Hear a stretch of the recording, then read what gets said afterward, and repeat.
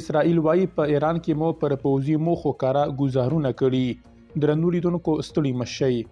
اسرائیل هڅه کړې چې د تهران، خوزستان او اعلام په بیلابیلو سیمو کې پوځي بنسټونه په نښه کړي. دغه رسنۍ د ځینو سرچینو له خولې او د لومړنیو ارزونو له مخې دغه بریدونه کمزوري بللي او وایي د همغږو هوایي دفاعي سیسټمونو د بریالۍ سیالۍ له کبله لږ زیانونه اوښتي.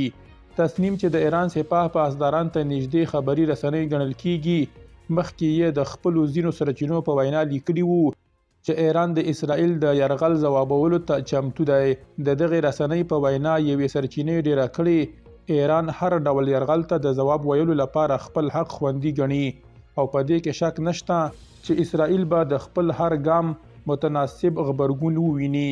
د اسرائیل دفاعي ځواکونو اعلان کړی چې د ایران لخوا یې پر دغه هیواد د روانې میاشتې د توغندیو برید په ځواب کې د ایران پر پوځي موخو یې کاره ګزارونه کړي دي. د ایران دولتي رسنۍ وایي په تهران کې د چاودنو اوریدل شوي غږونه د دفاعي سیسټمونو لخوا د توغندیو د شنډولو وو. پر ایران او سوریې سربیره د عراق پلازمینې بغداد ته نږدې په دیاله او صلاح الدین کې هم د اسرائیل د بریدونو خبر ورکړل شوی دی. تر دې مخکې د خواله رسنیو یو کارن بي بي سي ته ویلي وو چې د تهران په سویل کې د امام خمیني هوایي ډګر له شاوخوا یې د چاودنو غږونه اوریدلي او ډیر لوړ وو.